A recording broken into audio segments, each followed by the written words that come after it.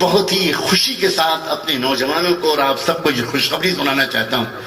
پچھلے 200-300 سال کے اسٹرگل میں الحمدللہ اپنی آئیڈینٹی کے محفوظ رکھنے میں اور اپنے تشخص کے محفوظ رکھنے میں اور اپنی نئی نسلوں کے اسلام سے تعلق کے باقی رکھنے میں یہ امت مسلمہ تقریباً 100% کامیاب رہی. Full marks to those who are behind this success. اللہ تعالیٰ ان سب کو جزائے خیر عطا فرمائے. اور بڑی لمبی فہرست ہے اور میں نام لے کر گنانا شروع کروں گا تو یہ بھی ڈر لگے گا کہ فلاں کا نام آیا اور فلاں کا نام نہیں آیا. میں سلام بھیجتا ہوں ان سب مجددین کو، ان مصلحین کو، ان داعیوں کو، ان شعراء کو، ان ادباء کو، ان تحریکی زعماء کو، ان مفکرین کو، ان اکابر اہل اللہ کو، ان مدرسہ و خانقاہ والوں کو، ان اللہ والوں کو، جن کی سب کی ملی جلی جد و جہد کے نتیجے میں امت مسلمہ آج بھی امت مسلمہ ہے.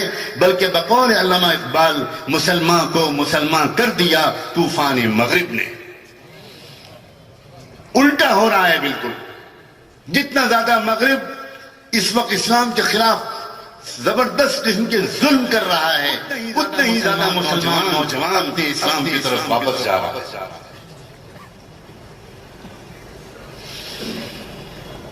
اب جب ایک مرحلہ ہمارا پورا ہوا تقریباً الحمدللہ وہ جاری ہے لیکن بہت بڑی جنگ جیتی ہے ہم نے. کاش کہ اس بات کو آپ لوگ بعد میں تفصیل سے اپنے ان تمام رہبروں سے ان سے تفصیل سے سنیے. یہ جنگ جیتی ہے ہم نے. یہ جنگ ہم نے جیتی ہے افریقہ میں. یہ جنگ جیتی ہے ہم نے نارتھ افریقہ میں. یہ جنگ جیتی ہے ہم نے مصر میں. یہ جنگ جیتی ہے ہم نے شام میں. یہ جنگ جیتی ہے ہم نے فلسطین میں. یہ جنگ جیتی ہے ہم نے ترکی میں. یہ جنگ جیتی ہے ہم نے سوڈان میں. اور میں فخر سے کہتا ہوں یہ جنگ جیتی ہے ہم نے ہندوستان میں. یہ چھوٹے چھوٹے مدرسے اور مکتب، یہ چھپروں میں چلنے والے مکتب، یہ پھرنے والی تبلیغی جماعتیں، یہ اسکول اور مختلف تحریکیں اور انجمنیں اور تنظیمیں اور جماعتیں اور تحریکیں، ان سب نے مل کر چاہے یہ آپس میں ایک دوسرے سے بہت زیادہ محبت بھی نہ رکھتی ہوں اجنبیت کی وجہ سے، تب بھی ان سب نے مل کر یقیناً ایک بہت بڑا کام کیا ہے. ایک واقعہ سناؤں آپ کو. جب گجرات میں زلزلے آئے تھے بہت بھیانک قسم کے، ارتھکویک آیا تھا بھج کے علاقے میں، تو میں اس وقت وہاں پر لکھنؤ سے گیا تھا. اس وقت میں لکھنؤ ہی میں رہتا تھا، آپ کے صوبے مہاراشٹر کا باشندہ نہیں بنا تھا. تو میں اس وقت 10-15 دن کے لیے اس علاقوں میں گیا. ایک جگہ سے ہم لوگ دوسری جگہ کی طرف جا رہے تھے. 3-4 گاڑیاں تھیں. ہمارے ساتھ 15-20 علماء تھے اور تبلیغ کی محنت کے ذمہ داران تھے. اور مدرسوں نے اور تبلیغ کے ساتھیوں نے زبردست کام وہاں پر خدمت خلق اور ریلیف کا کیا تھا، جس کو آرمی کے کمانڈر نے تحریری طور پر اعتراف کیا کہ میں نے زندگی میں ایسا سوشل ورک کرنے والے لوگ نہیں دیکھے.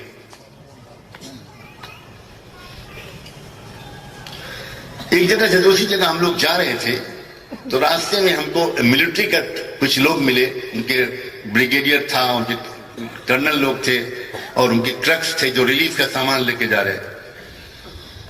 تو انہوں نے روکا ہم لوگوں کو، آپس میں تعارف ہوا، کہاں جا رہے ہیں آپ لوگ، اور کسی برے مقصد سے نہیں روکا. ان کا روکنے کا مقصد یہ تھا کہ جہاں ہم لوگ جا رہے ہیں وہاں آپ نہ جائیں، وہاں جہاں ہم بھی نہیں پہنچ پا رہے ہیں وہاں آپ چلے جائیں، تاکہ کم وقت میں سب جگہ پر مدد پہنچ جائے. تو ہم لوگوں نے ان کا شکریہ ادا کیا اور ہم لوگ اپنے رخ پر روانہ ہو گئے. لیکن اچانک مجھے راستے میں دل میں ایک شدید عجیب قسم کا داعیہ پیدا ہوا اور میرے دل میں خیال آیا کہ ہمیں فلاں گاؤں ضرور جانا چاہیے. میں نے اپنے ساتھی سے کہا جو گروپ لیڈر تھے، امیر تھے جماعت کے، مولانا مفتی امتیاز صاحب جوان عمری میں انتقال کر گئے، اللہ ان کے درجے بلند کرے. احمد آباد کا ایک بڑا زندہ دل عالم تھے وہ. تو میں نے ان سے کہا کہ مفتی صاحب میرا دل میں شدید تقاضا ہے، میں وجہ تو نہیں بتا سکتا لیکن شدید تقاضا ہے کہ وہاں جانا چاہیے. تو کہنے لگے بہت اچھا. انہوں نے گاڑی کی ڈرائیور سے کہا کہ ذرا ادھر کو موڑو، اس گاؤں میں چلنا ہے. تو ہمارا قافلہ وہاں پہنچا. وہاں پہلے سے ایک ریلیف کیمپ لگا ہوا تھا بہت بڑا، اور گاؤں کے لوگ لائن میں لگے ہوئے تھے، کچھ زخمی تھے جو لیٹے ہوئے تھے، اور وہاں ریلیف تقسیم کیا جا رہا تھا. تو ہم لوگوں نے تھوڑی دور گاڑیاں روکی اور صرف دیکھا، اس کو واچ کیا. حالانکہ ہمیں کوئی پہلے سے خبر نہیں تھی، لیکن یہ اللہ تعالیٰ کی طرف سے تھا. لائن لگے ہوئے لوگ تھے اور جا کر وہ اسٹیج پر جاتے اور ان کو پورا کٹ دیا جاتا، جو پورے بیگز تھے، چاول دال تیل وغیرہ جو ایسے موقع پر تقسیم ہوتا ہے.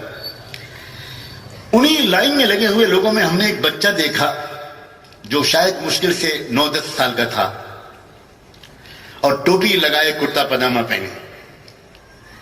ہم لوگ دور سے دیکھ رہے تھے اور ہم نے یہ بھی دیکھا کہ اس بچے کو پکارا گیا، وہ بچہ آیا اسٹیج پر، اس کو اوپر بلایا گیا اور اس سے کان میں کچھ کہنے والوں نے کچھ کہا. اس بچے نے، اب ہم تو دور سے کیا جواب دیا، اس سے کیا کہا گیا یہ تو ہم نہیں سن سکے. ہم نے صرف اتنا دیکھا کہ اس بچے نے اسٹیج سے جمپ لگائی، کودا اور بھاگتا ہوا واپس چلا گیا. اس نے کوئی امداد قبول نہیں کی. میں نے اپنے ساتھیوں سے کہا کہ فوراً گاڑی کو موڑیں اور اس طرف کو چلیں جدھر کو وہ بچہ گیا ہے. پوچھنا ہے ہم کو اس بچے کے ساتھ کیا ہوا. جب ہماری گاڑی کسی طرح وہاں پہنچی تو اس بچے کو ہم لوگوں نے بلایا، پانی وانی پلایا، دودھ پلایا، نام پوچھا، پتہ پوچھا. اس بچے نے بتایا کہ میری ماں بھی شہید ہو گئی زلزلے میں، باپ بھی مر گئے، دادا بھی مر گئے، بھائی بھی مر گئے، بھابھی بھی مر گئی، خالہ بھی مر گئی، میرا پورا گھر خراب. اور میں کھیت میں کام کر رہا تھا اس لیے بچ گیا. تو میں نے کہا بیٹا تم ایک بات بتاؤ، ہم لوگوں نے دیکھا کہ تم کو بلایا گیا، تم اوپر گئے اور اوپر جا کر تم نے امداد قبول نہیں کی اور تم اتر کے بھاگ آئے، تو یہ کیا ہوا؟ تم نے کچھ لیا بھی نہیں. کیونکہ بچہ ہم کو بتا چکا تھا کہ ہم 2-3 دن سے میرے پیٹ میں ایک لقمہ بھی نہیں گیا. اسی لیے ہم لوگوں نے پہلے سے کچھ کھلایا پلایا، پھر بعد میں بات کی. تو اس نے ادھر ادھر دیکھ کے ڈرتے ڈرتے یہ کہا کہ جب ہم کو اسٹیج پر بلایا انہوں نے، تو انہوں نے ہم سے یہ نعرہ لگانے کو کہا جو ایک خاص قسم کا نفرت پھیلانے والا مشرکانہ نعرہ ہمارے ملک میں کچھ بیچارے گمراہ قسم کے لوگ لگاتے ہیں. وہ نعرہ لگانے کو مجھ سے کہا بیٹا تم ایک بار وہ کہہ دو تو ہم تم کو دیں گے بھی، اپنے ساتھ لے جائیں گے، اپنے ہاسٹل میں رکھیں گے، اسکول میں پڑھوائیں گے، بہت بڑا آدمی تم کو بنا دیں گے. بس میں ڈر گیا یہ تو میرا ایمان چھین لیں گے، تو میں بھاگا اور بھاگ کر کہا لا الہ الا اللہ، لا الہ الا اللہ، لا الہ الا اللہ. کہتا وہ بھاگا کیونکہ میں ڈر گیا کہ میں بھوک کی وجہ سے کہیں اپنے ایمان کا سودا نہ کروں. اللہ اکبر کبیرہ. کس نے اس بچے کو کلمے کی اہمیت بتائی؟ کس نے اس بچے کے دل کے اندر یہ بات ڈالی کہ بھوکے مر جانا مگر ایمان کا سودا نہ کرنا؟ سلام ہو اس ٹوٹے پھوٹے مکتب کے اس غریب حافظ و قاری پر جنہوں نے کسی چھپر کے نیچے بیٹھ کے شاید اس کو قاعدہ بغدادی پڑھایا ہوگا، شاید اس کو یسن القرآن پڑھایا ہوگا اور اس کے دل میں ایمان کی عظمت ڈالی ہوگی.